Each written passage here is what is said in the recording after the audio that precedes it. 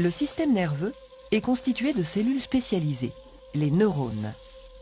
On en compte près de 100 milliards dans le cerveau humain.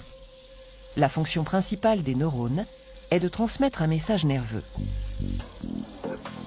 Chaque neurone possède un corps cellulaire enfermant un noyau comme la plupart des cellules de notre organisme, de nombreux prolongements cytoplasmiques récepteurs, les dendrites, véritables antennes, et un prolongement particulier appelé axone ou fibre nerveuse.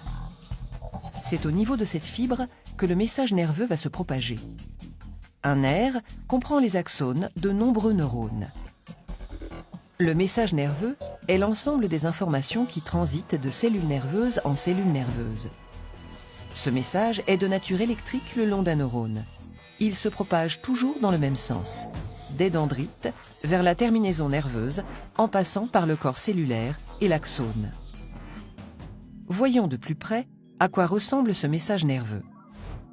Le long de la fibre nerveuse tout d'abord. Puisqu'il s'agit d'un signal électrique, on peut l'enregistrer grâce à un voltmètre. Lorsqu'on place 2 microélectrodes de part et d'autre de la membrane plasmique, on enregistre une différence de potentiel égale à moins 70 millivolts quand la fibre est au repos. La face interne de la membrane est donc électronégative par rapport à la face externe. Si on applique une stimulation d'intensité suffisante, la différence de potentiel monte brièvement à 100 millivolts avant de revenir au potentiel de repos. C'est ce qu'on appelle le potentiel d'action qui constitue l'unité élémentaire du message nerveux. Cette variation de potentiel membranaire dure environ 1 milliseconde. En dessous d'un certain seuil de stimulation, il n'y a pas de message, pas de potentiel d'action créé. Au-delà d'un certain seuil, il y a création de potentiel d'action, tous toujours de même durée et de même amplitude. Le potentiel d'action, une fois créé, se déplace le long de l'axone vers la terminaison nerveuse.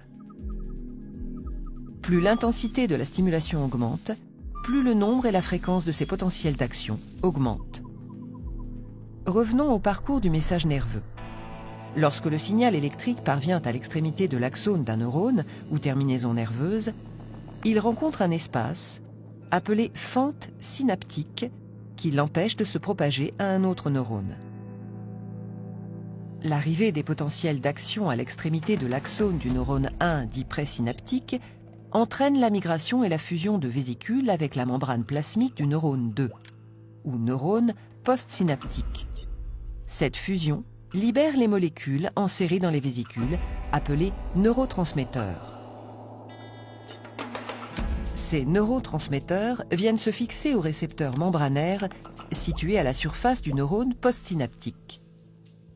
Cette fixation déclenche une réponse électrique dans le neurone postsynaptique et éventuellement, si cette réponse est d'amplitude suffisante, la création de potentiels d'action. Les neurotransmetteurs permettent donc la transmission du message nerveux d'un neurone à l'autre.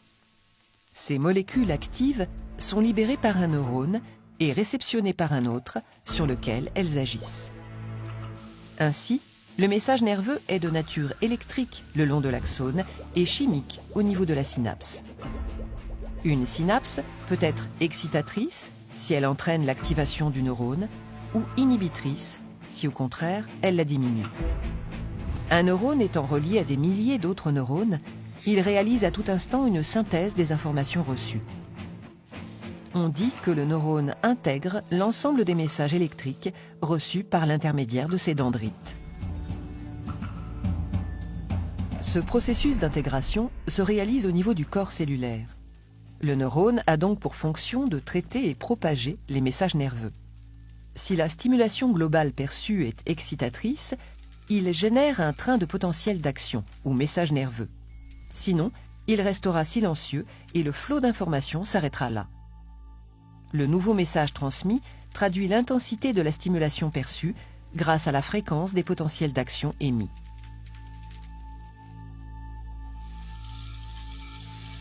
Le message nerveux qui se propage dans un incroyable réseau de fibres et de connexions résulte donc d'activités électrochimiques.